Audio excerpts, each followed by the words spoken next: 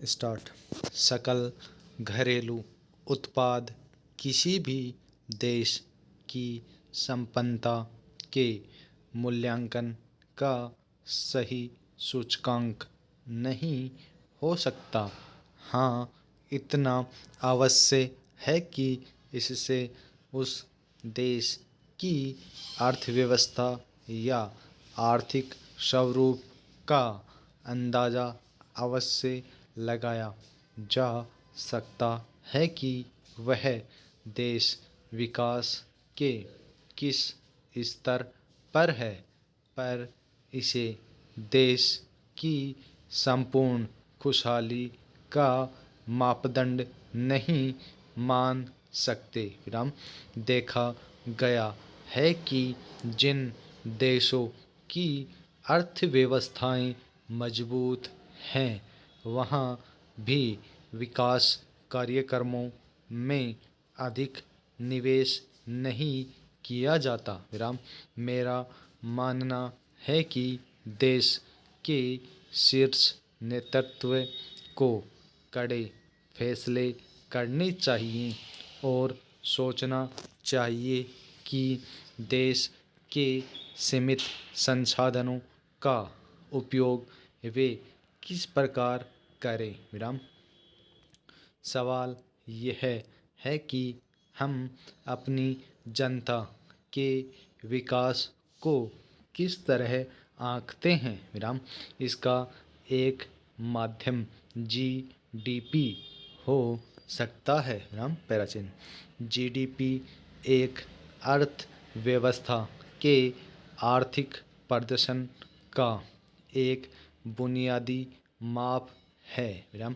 यह एक वर्ष में एक राष्ट्र की सीमा के भीतर सभी अंतिम उत्पादों और सेवाओं का बाजार मूल्य है। विराम। प्रति व्यक्ति जीडीपी का पता लगाने के लिए जीडीपी को उस वर्ष देश की कुल जनसंख्या से विभाजित किया जाता है, लेकिन यह तरीका सही नहीं है क्योंकि इससे सही आंकड़े नहीं मिल पाते। विराम। अतः किसी देश की जीडीपी से उसके विकास या संपन्नता का सही आकलन नहीं किया जा सकता, क्योंकि अलग अलग समय में किसी उत्पाद के मूल्य की तुलना करना बहुत मुश्किल होता है। विराम। फिर भी पढ़ाकू बच्चों के माता पिता उन्हें खरीद कर देते थे क्योंकि उनके लिए यह बहुत महत्वपूर्ण होता था। पर अब हालात बदल गए हैं क्योंकि इंटरनेट पर सारी जानकारियाँ मुफ्त मिल जाती हैं। विराम। अब इस बात को जीडीपी में कैसे शामिल किया जा सकता है। विराम। पैराचिन्ह। भारत की आत्मा गाँव में बसती है, यानी 60% ग्रामीण आबादी वाले देश के संपूर्ण विकास का जब भी संदर्भ आएगा, गाँवों को प्राथमिकता मिलनी ही चाहिए। विराम। सीधे अर्थ में कहा जाए तो आत्मनिर्भर और शहरी सुविधाओं से पूर्ण गाँवों की उपस्थिति ही संपूर्ण विकास का द्योतक है। विराम। साथ ही शहरों में उभरते मध्यम वर्ग की मूलभूत आवश्यकताओं की पूर्ति भी विकसित भारत का एक आवश्यक अंग होना चाहिए। विराम। यह सर्वविदित है कि आंकड़ों में अभी भारत विश्व की सबसे तेजी से वृद्धि करने वाली अर्थव्यवस्था बन चुका है और चीन भी फिलहाल जीडीपी प्रतिशत वृद्धि में हमसे पीछे है। विराम देखना यह है कि पिछले 2 दशकों में हुई जीडीपी वृद्धि या भविष्य में होने वाली तीव्र वृद्धि संपूर्ण भारत के विकसित स्वरूप को बयां करती है या फिर इससे सिर्फ इंडिया ही लाभान्वित हो रहा है और उसके मुकाबले भारत कहीं पीछे छूट